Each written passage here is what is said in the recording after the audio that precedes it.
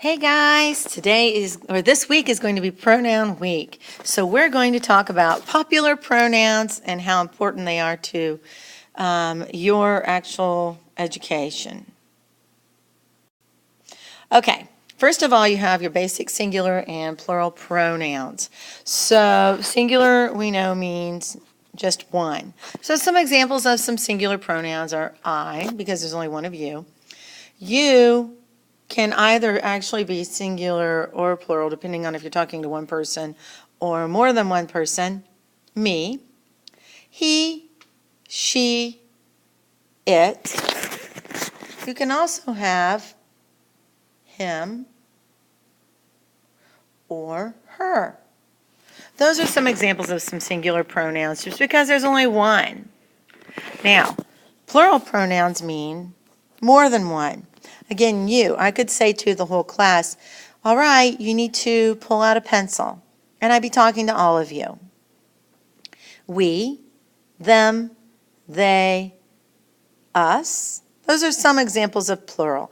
As long as you know the difference between singular and plural, you should be fine. And just remember that these words are pronouns. They take the place of a noun. Okay. Now, there are also possessive pronouns. Remember, those are words that show ownership. Okay? So, for example, mine, hers, his, theirs, ours.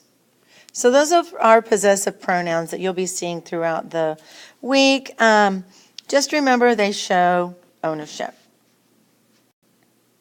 Here's an example. That kitten is mine. Isn't that a great picture?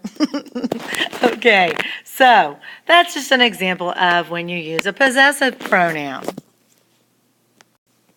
Now, some other types of pronouns. The pronouns are all pretty much the same. It's just on how they're used in a sentence. So you can have a subject pronoun, which is going to take the place of the simple subject that is a noun in the sentence, okay?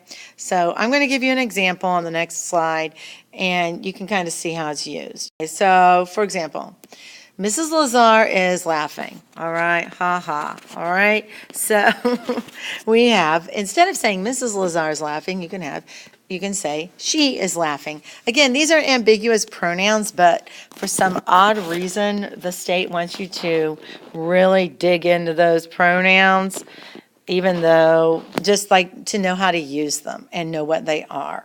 And that's fine. So that's what we'll be doing, okay? All right, now then there are object pronouns. Those are found where the objects are found in a sentence. All right, example. And after I wrote this, I seriously hated this sentence, so I'm going to give you another example after this. My grandpa gave me $1. Okay, so here's a noun, and that's an object. It's a noun. My grandpa gave me what? He gave me $1. My grandpa gave me it.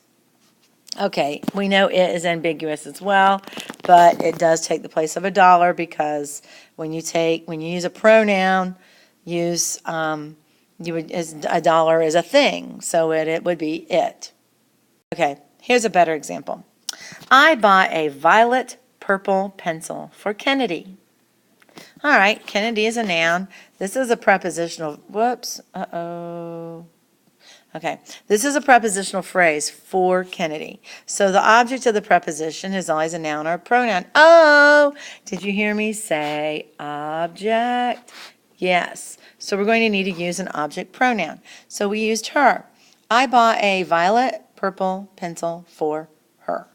Again, prepositional phrase, object pronoun, because the last word in a prepositional phrase is the object. Okay, so do a fabulous job on your pronoun assignments this week.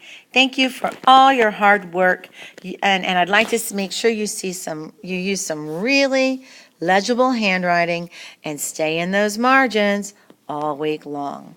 Thank you. Bye, guys.